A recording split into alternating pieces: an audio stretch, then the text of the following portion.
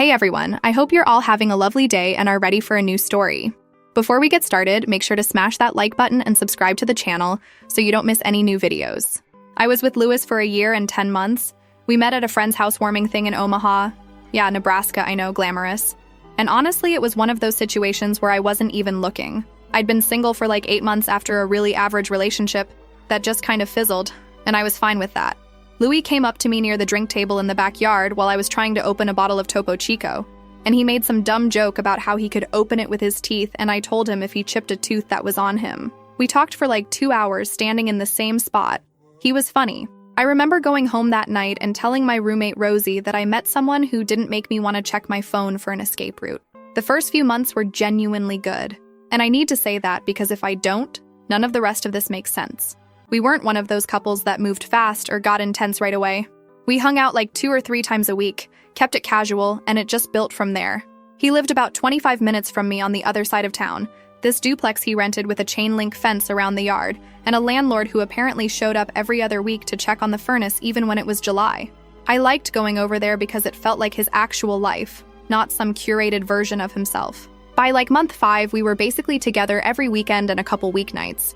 I met his mom Vera early on because she lived about 40 minutes away in Bellevue, and she'd come into the city to do her grocery shopping at this specific store she liked, and she'd text Lewis to meet her for lunch after. He brought me along one Saturday, and Vera was nice enough, kind of quiet.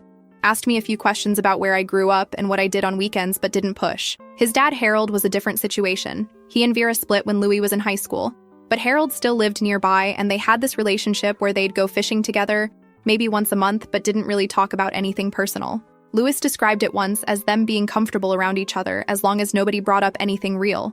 I met Harold at a barbecue thing Lewis's cousin threw in August, and he shook my hand and told me I had good taste in sunglasses. And that was basically the extent of our interaction. Classic Harold energy from what I could tell. Things were solid through that whole first year. We did the normal stuff, went to the state fair, drove to Kansas City one weekend just because neither of us had been, watched a stupid amount of reality TV on his couch. I started keeping some stuff at his place. He started keeping stuff at mine. Rosie liked him.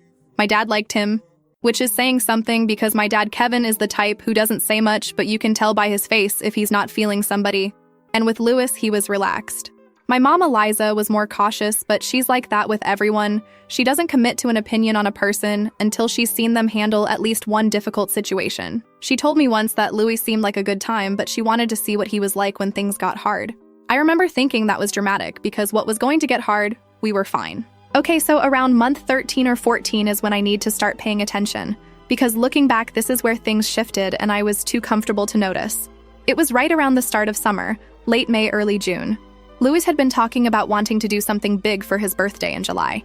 He'd never been to the Gulf Coast, and he was set on this idea of renting a place in Gulf Shores, Alabama for a long weekend. He found this rental on Varbo, showed me the listing on his phone one night while we were eating takeout, and was all excited about it. I said it looked great and we should book it. And then he said he was tight on money because his car needed new brakes, and he'd just paid his share of a vet bill for his mom's dog, and could I put it on my card and he'd pay me back his half later. I said sure, because that's what you do when you're with someone and you trust them and it's their birthday. The rental was $1,100 for 4 nights, plus I booked our flights, which were another $600 total, and then obviously food and gas and stuff once we were there, so I was looking at close to $2,000 all in, and he said he'd cover his half once his next few checks came through. I didn't think twice about it. I had some savings and I wasn't going to make it weird. The trip was fine. Actually, it was more than fine on the surface. We drove down from the airport, stopped at a seafood place on the way, walked on the beach, did the whole thing. He seemed happy. I have photos from that trip where we both looked genuinely relaxed and into it. But there's this one thing that I keep coming back to now. On the second night, we were sitting on the balcony of the rental, and I was talking about wanting to take a road trip out to Scottsbluff in the fall to see the bluffs before it got too cold, and he got kind of quiet. I asked if he was into it, and he said, yeah, sure, we'll see. That was it. Just, yeah, sure, we'll see. And I remember feeling this tiny flicker of something, like a quick thought of, that was weird. But I pushed it away because we were on vacation and everything else was good, and I didn't want to be the person who reads into every little comment. We got back from Gulf Shores in July, rolled into August, and I was ramping up for my fall semester. I was finishing my last year of a program I'd been in for a while, and the fall was going to be intense. Heavy course load, a capstone project, finals in December that I'd been stressing about since basically the year before. I told Lewis pretty early that September through December was going to be rough for me, and I might not be as available. He said he understood. He said he was proud of me. He said he'd be there. But August was also when this girl Sophia started showing up, and I swear if one more person tells me I should have seen it coming, I'm going to lose it because you can only see things coming when you're looking, and I wasn't looking, because I had no reason to be. Sophia was someone Louis knew from a rec volleyball league he played in on Wednesday nights. He'd mentioned her a couple of times in passing. Oh, Sophia brought these homemade cookies to the game. Sophia's team won again. Stuff like that. I didn't think anything of it because he mentioned other people from volleyball too. But in August, the mentions started getting more frequent. Sophia said the funniest thing at practice. Sophia recommended this show, and it's actually good. Sophia's car broke down and a few of them went to help her. I noticed, but I told myself I was being paranoid. I had a lot going on with school, and I didn't want to be that girlfriend who starts a fight over a name. Then one night in early September, I was at his place, and we were on the couch and his phone was between us, and a text came in, and I saw the name Sophia pop up with a string of laughing emojis. I didn't read the message, I didn't snoop. But I looked at him and I said, "Hey, you talk about Sophia a lot, what's the deal?" And he gave me this look like I'd just accused him of something wild. He told me Sophia was just a friend from volleyball, that she was like that with everyone, that she was dating some guy named Billy who worked at a brewery, and that I was being weird about it. He said it so casually and so firmly that I felt stupid for even asking. He made me feel like I was the one being unreasonable, so I dropped it. September and October were brutal with school. I was at the library until 9 or 10 most nights. I was running on caffeine and stress, and I was seeing Louis maybe once or twice a week instead of our usual 3 or 4 times. He said he was fine with it. He said he got it. But the energy was different. When we did hang out, it felt like he was physically there but mentally somewhere else. He'd be on his phone a lot. We'd watch something and I'd try to talk about it, and he'd give me these one-word answers. I brought it up twice. The first time he said he was just tired from a long week. The second time he said I was projecting my stress onto him and maybe I should take a break from studying and relax. That second conversation really stuck with me because I was standing in his kitchen and I'd just driven 25 minutes after a full day of classes and studying to come see him because I missed him, and he was telling me I was the problem. I remember looking at him and thinking, this doesn't feel right, but I don't have the bandwidth to fight about it right now. Finals were in 2 months and I couldn't afford to spiral. So I just said okay, and we watched some show and I drove home. November was worse. We saw each other maybe 3 times the whole month. He started canceling plans. Oh, something came up with the guys. Oh, his mom needed help with something. Oh, he wasn't feeling great. Every time I suggested something, he had a reason he couldn't. But he was posting on Instagram pretty regularly.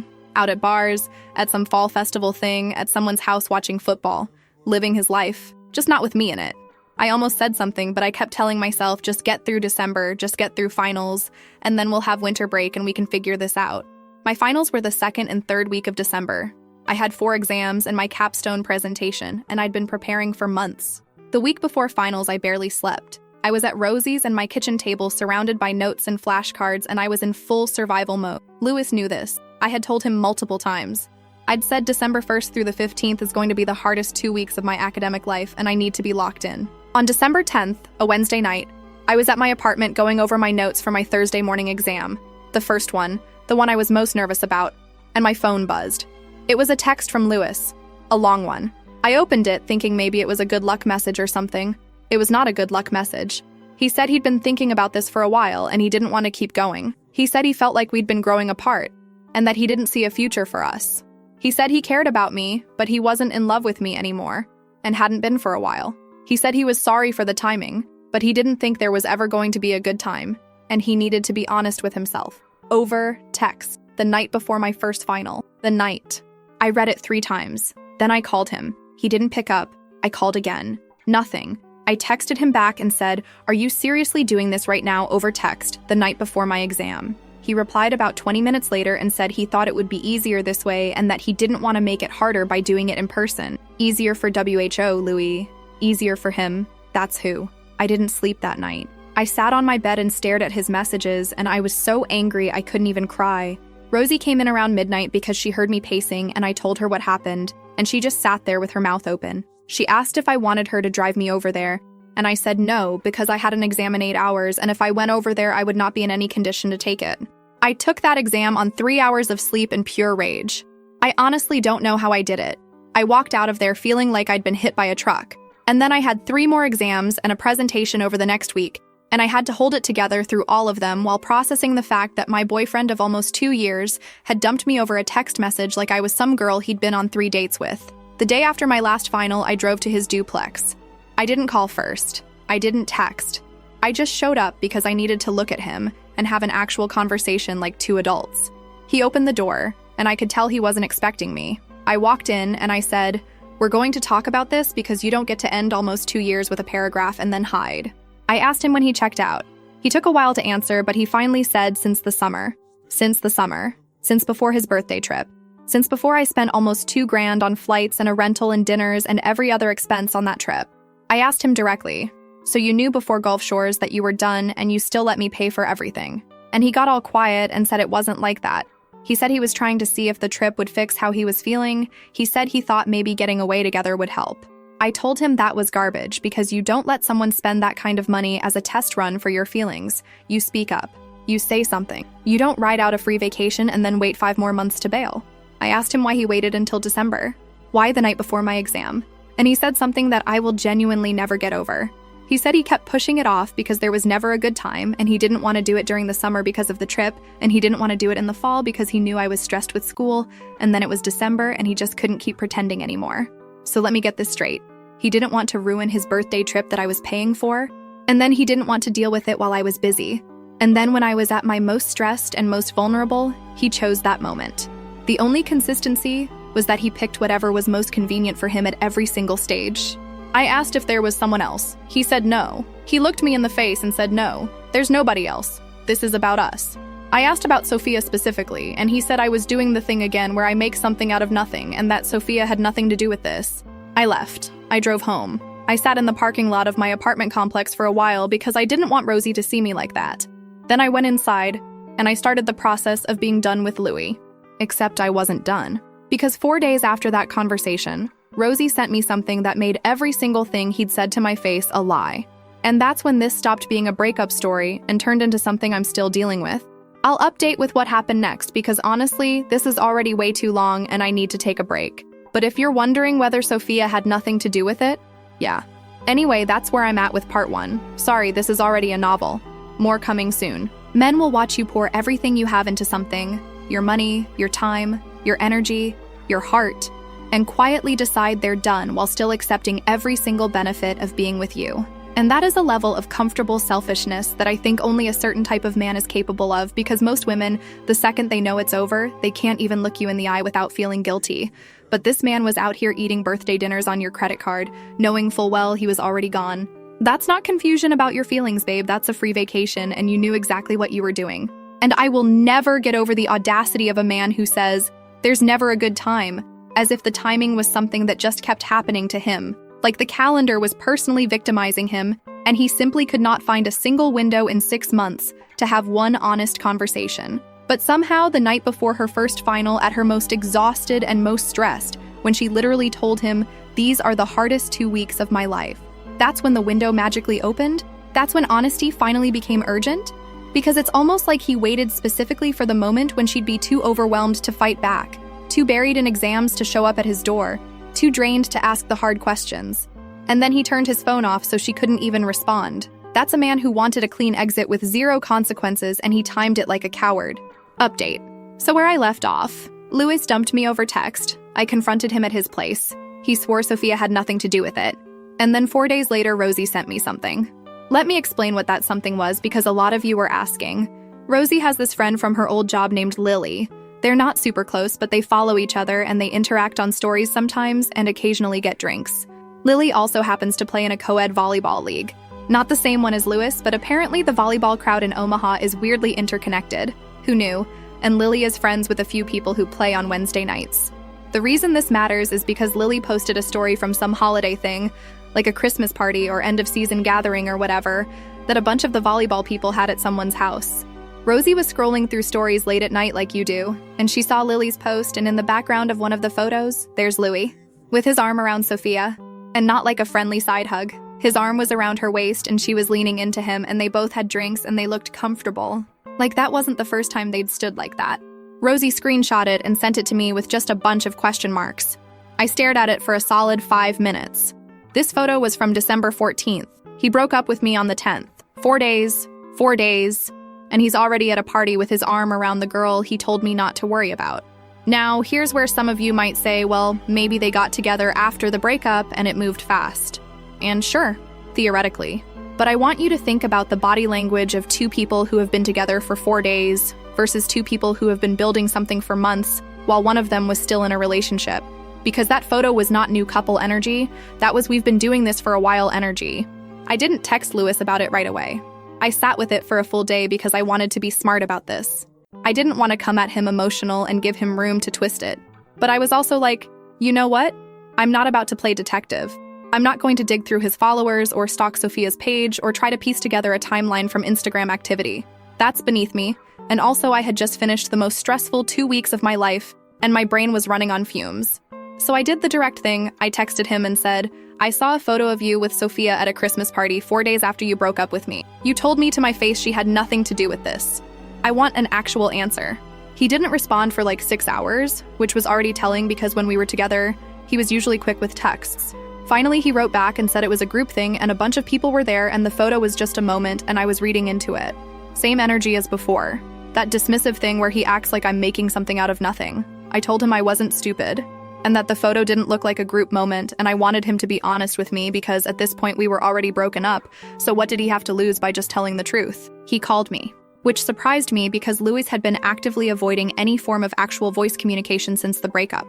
I picked up and he immediately started in with this whole thing about how I was spiraling and looking for reasons to be upset, and that he and Sophia were friends, and yes, they were hanging out more now, but nothing happened while we were together. I asked him to define nothing, because nothing is a pretty flexible word when you want it to be. Does nothing mean you didn't sleep together, or does nothing mean you never had a single conversation that crossed a line? He got quiet for a second and then said he wasn't going to do this, that he didn't owe me a play-by-play of every interaction he had with another person, and that we were broken up and I needed to accept that. And I told him I did accept that we were broken up. I said, I'm not calling you because I want you back. I'm calling because you looked me in my face and lied, and I think you've been lying for months. And I think you let me spend $2,000 on a trip while you were already done with me and already into someone else. I told him the least he could give me was honesty, because after almost 2 years, I deserved more than whatever this performance was. He got all quiet again, and then he said something that made me want to throw my phone across the room. He said maybe it would have been better if I'd focused more on us instead of school, and then things might have been different. I need you to really sit with that. This man watched me work my ass off all fall. He knew how important this was to me. He told me he was proud of me and that he supported me. And now that he's been caught being shady, he's going to flip it and say the reason he emotionally left the relationship is because I was busy with school.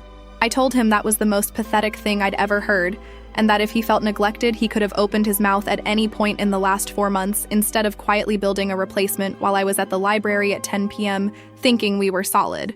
I told him he didn't get to rewrite the story where I'm the one who dropped the ball, when he's the one who was already checked out before I even started studying for finals. He started to say something else and I hung up because I was done giving him opportunities to make me the villain in his version. That was maybe December 17th or so. I went home for the holidays a couple days later. My parents live in Council Bluffs, which is basically right across the river from Omaha, so it's not far, but being in their house felt like being in a different world. My mom, Eliza, could tell something was wrong the second I walked in, because she has this thing where she doesn't even ask. She just looks at you and waits until you talk. My dad, Kevin, was in the kitchen making chili and he goes, "Hey kid, how were your exams?" And I said they were fine, and then I started crying at the kitchen table, which is exactly what I said I wasn't going to do. I told them everything.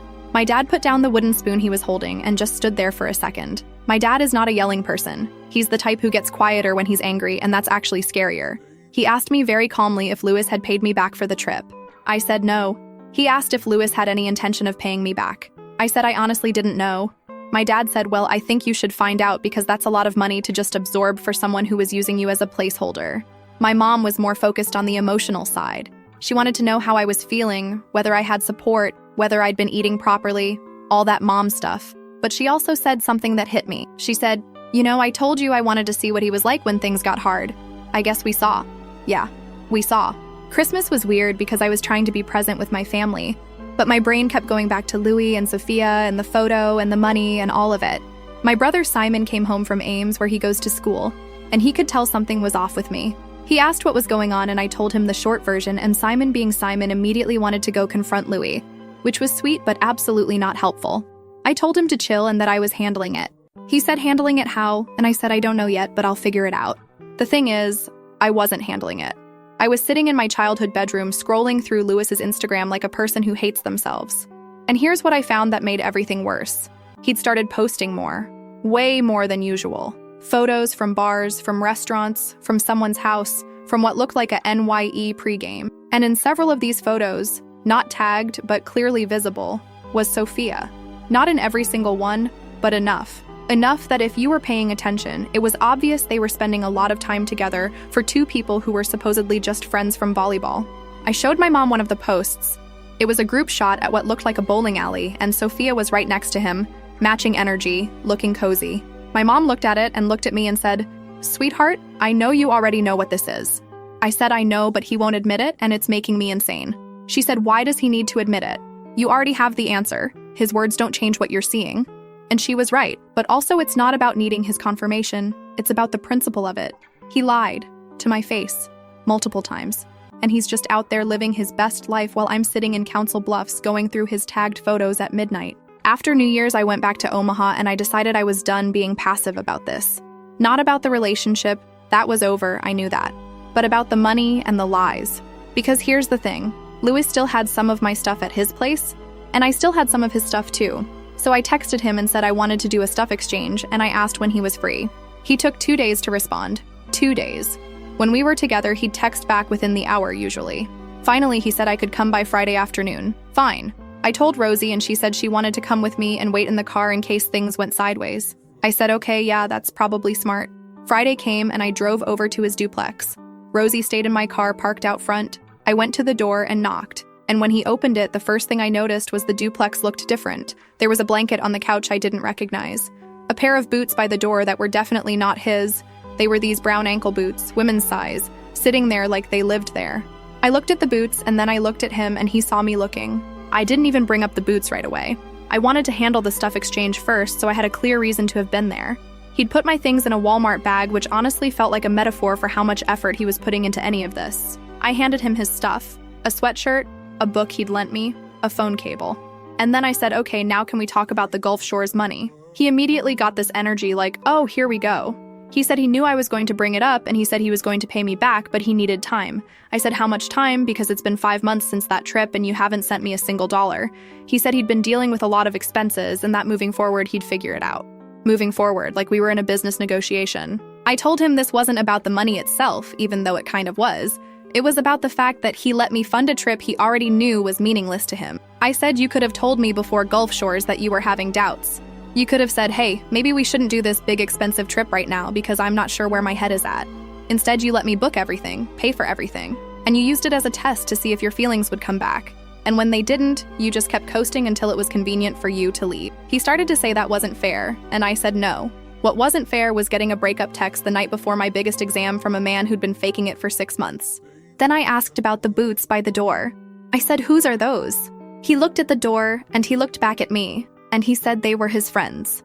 I said, which friend? He said, Sophia's. She came over last night and forgot them. I said, oh, Sophia comes over to your place now, that's new. And he said it wasn't new, they'd been hanging out for a while as friends, and she'd been over before. I asked how many times before.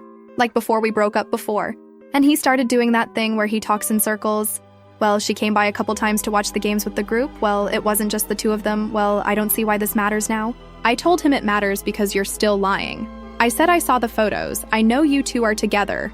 Your arm was around her at that party 4 days after you texted me, and now her boots are living at your apartment. Just say it. Just be honest for once. And he finally said fine. Yes, he and Sophia had gotten closer. He said it started as a friendship and it became more than that. But he swore it didn't cross a physical line until after we broke up. I asked him, what about the emotional line? What about all those months of texting her, seeing her at volleyball, talking about her constantly, comparing me to her in his head while I was home studying?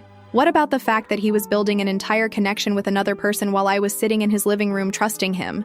Is that not crossing a line? He said emotional stuff was complicated and he couldn't control how he felt. I told him he was absolutely right that he couldn't control his feeling, but he could control what he did about them, and what he chose to do was lie and take advantage of me until he was ready to jump. I was about to leave when he said something that stopped me at the door. He said that his mom Vera knew about Sophia, and that Vera thought it was better that he followed his heart. His mom, Vera, knew. While I was still with him, while I was still going to family things and being polite and bringing stuff to her house for Thanksgiving, Vera knew her son was checking out and checking in with someone else, and she just sat there and smiled at me. I looked at him and I said, wow, and I walked out. Rosie could tell from my face what happened, and she didn't say anything, she just drove. We got back to our apartment and I sat on the couch and I felt this thing building inside me that I couldn't name yet.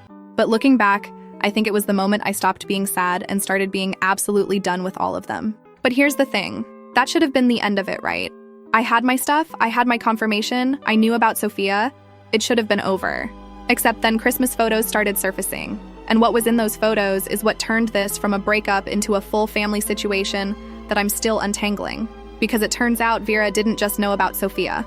I'll explain in the next update because this is already insanely long, and I need to figure out how to even tell this next part without losing my mind all over again. More soon. And yes, I'm okay. Well, I'm not okay, but I'm angry.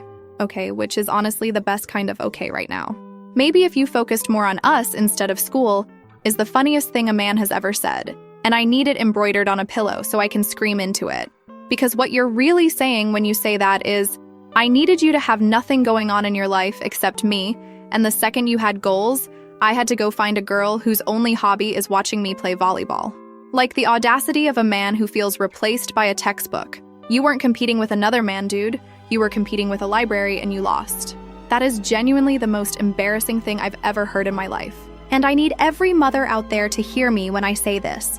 If you know your son is doing someone dirty and you sit there smiling at that girl at family dinners, you are not staying out of it, you are in it. You are actively participating in the lie every single time you hug her and ask how she's doing while knowing your son has one foot out the door. Follow your heart is real cute advice until your heart is following someone else's girlfriend to volleyball practice, while a perfectly good woman is at home studying for finals she told you about 3 times.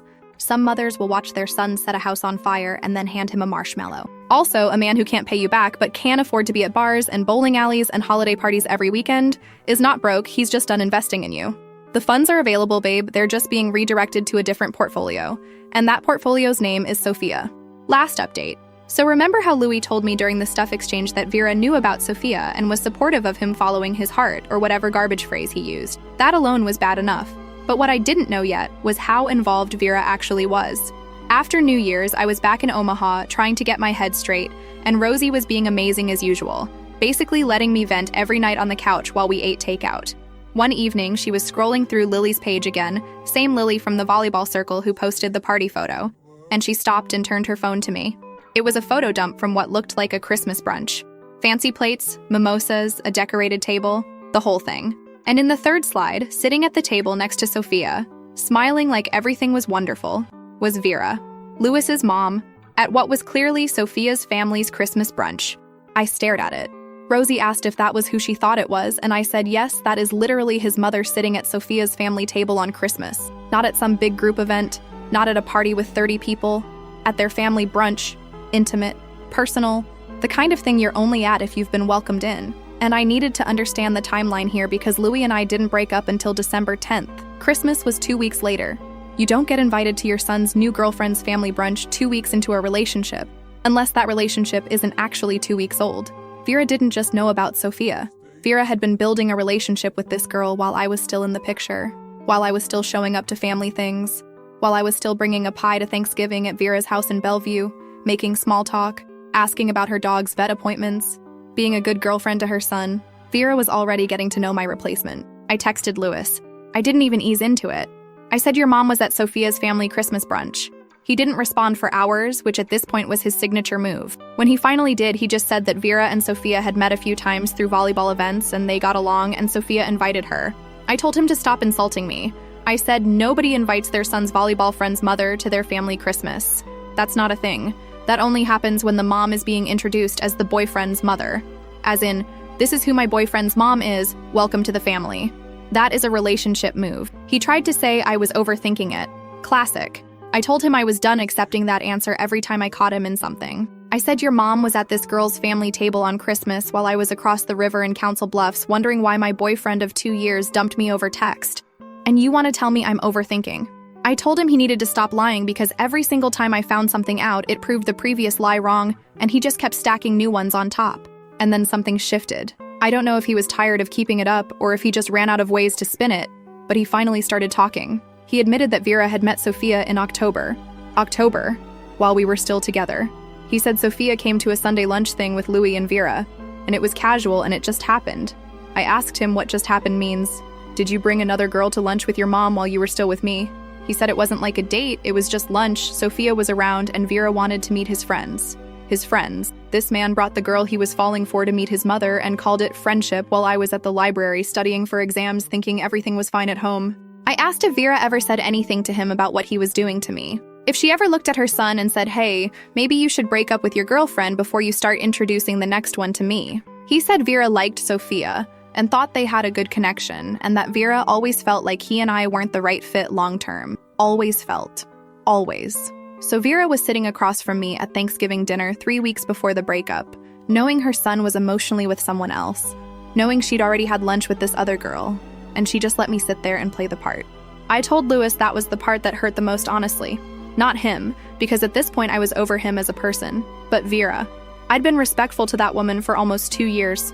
I drove to Bellevue with him, I sat through her stories, I remembered her birthday, I asked about her life, and she looked at me the whole time knowing I was temporary, knowing there was another girl she liked better. She could have said something.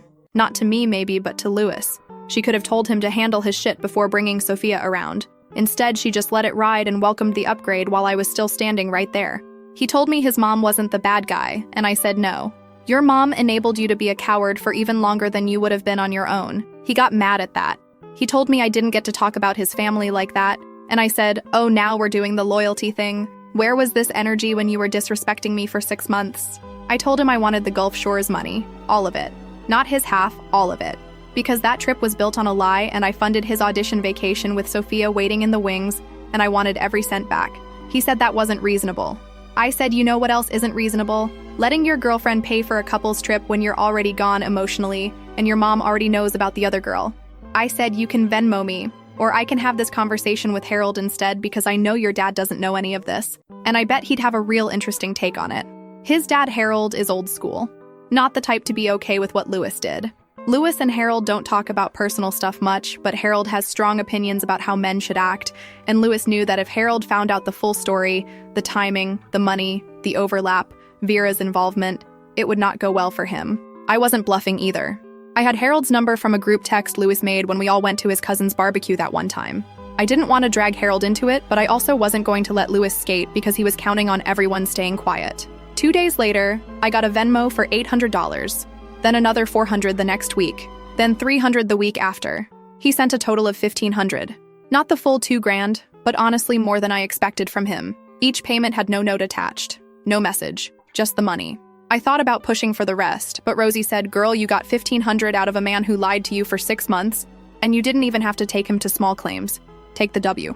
She was right. I took the W. Last thing, and then I'm done. About a week after the last Venmo payment, I was at this taco place near my apartment with Rosie, and we were eating, and I scrolled past a photo on Instagram. Louis had posted a photo at some restaurant, and Sophia was in it. Not in the background, not off to the side, front and center, tagged. First public photo together with a caption about being grateful for people who make life better. Posted on a Saturday. We'd been broken up for about 6 weeks at that point.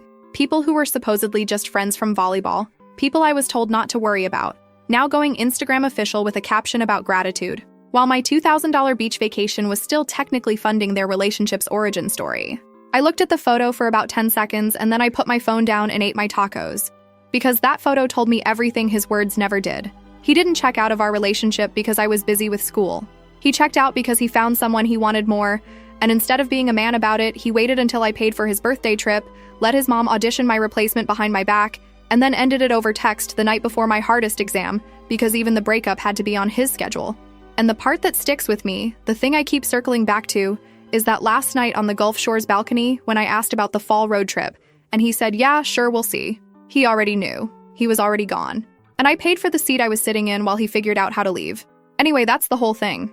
I passed all my finals, by the way, even the one I took on 3 hours of sleep after the breakup text. So yeah, he cost me a lot, but he didn't cost me that. I think about mothers like Vera a lot, because they are the reason so many women walk around not trusting anyone. Because it's one thing when a man lies to you. You almost expect it at some point. You brace for it, you survive it. But when his mother is in on it, when the woman who hugged you at Thanksgiving and asked about your family and smiled at you across the dinner table was already having Sunday brunch with your replacement, That breaks something different inside you. That breaks the part of you that believed other women would look out for you, that believed older women especially would pull you aside and say, "Baby, you deserve to know." But Vera didn't pull her aside.